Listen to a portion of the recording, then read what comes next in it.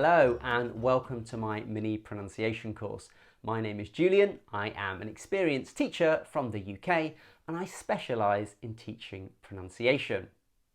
So this is a 4-part course. Today we're going to look at why pronunciation is so important.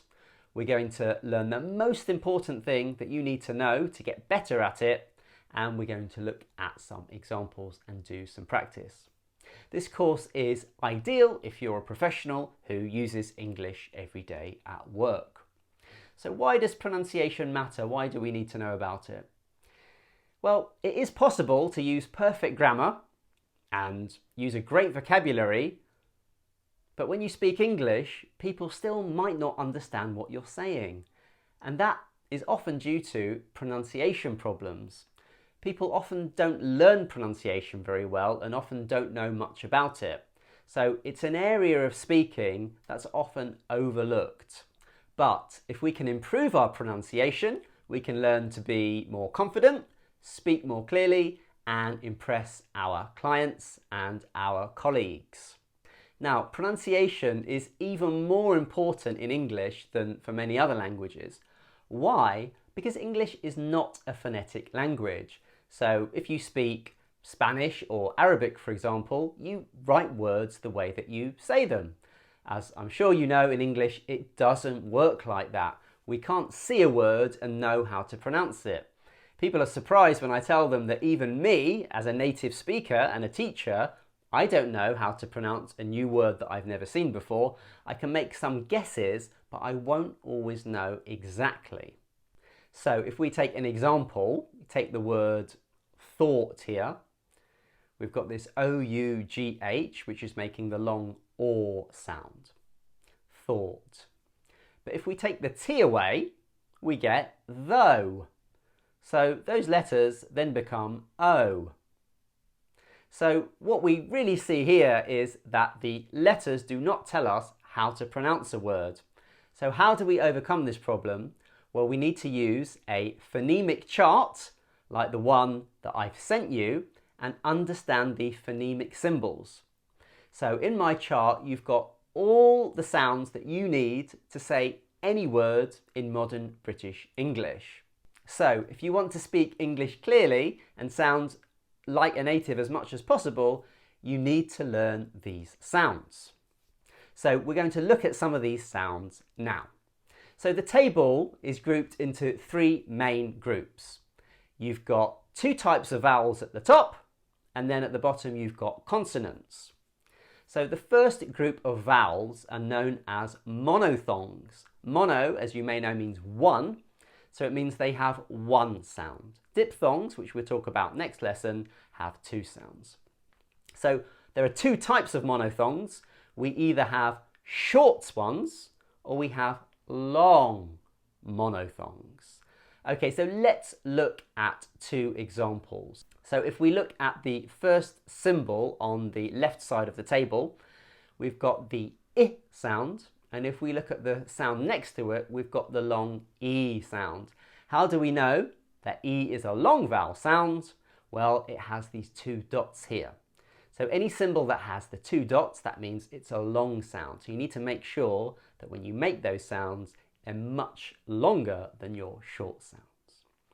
Okay, so let's now compare the I and the E sounds.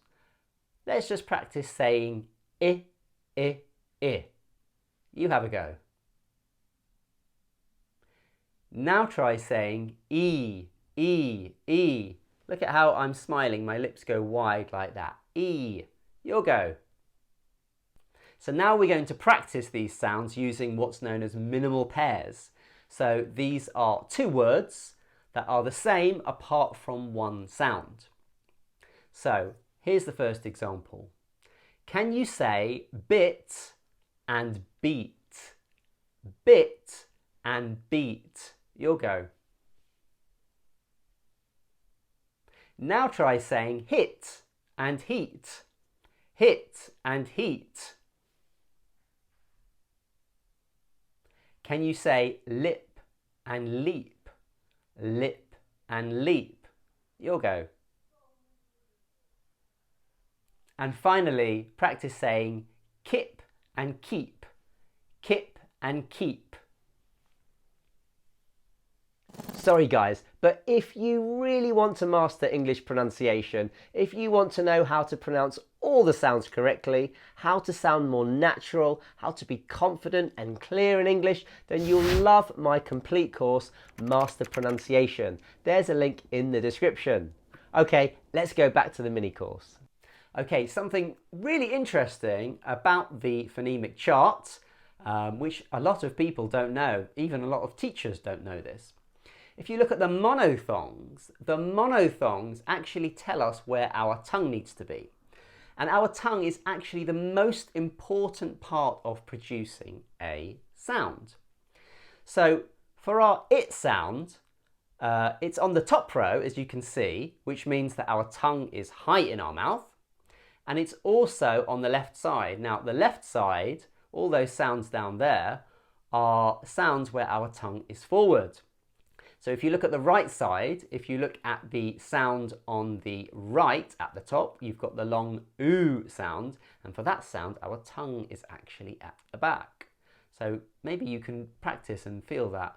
Say I, I, I. Think about your tongue and then move to I, E, E, I, E. You can feel your tongue going back. So in every lesson, I'm going to give you a tip for improving your pronunciation. Actually, I'm going to give you 2 tips today. The first one is to make your own phonemic dictionary.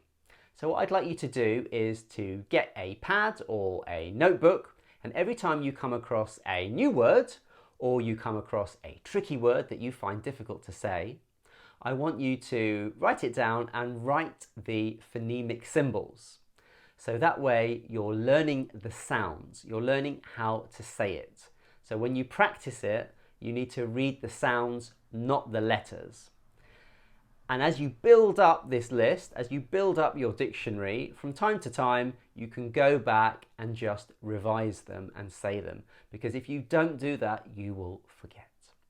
Your second bonus tip is to practice reading these words aloud to yourself. These words, or any words. Some of my best students have all told me that they talk to themselves in front of a mirror. So I highly recommend you do that. You cannot improve anything without practice, and that goes for speaking as well. You cannot get better at speaking or improve your pronunciation if you don't do anything. So let's summarize everything we've learned today. Number 1, pronunciation is an essential part of speaking English. We cannot speak English well if we do not understand pronunciation and we don't work hard to improve it. Number 2, learning the phonemic symbols and the phonemic chart is essential. We have to learn all the sounds and how to pronounce them properly. And number 3, we've learned that if we want to improve, we need to make our own dictionary, we need to revise those words, and we need to practice talking in front of a mirror. Okay, I hope that was really useful. I'm looking forward to seeing you in part 2.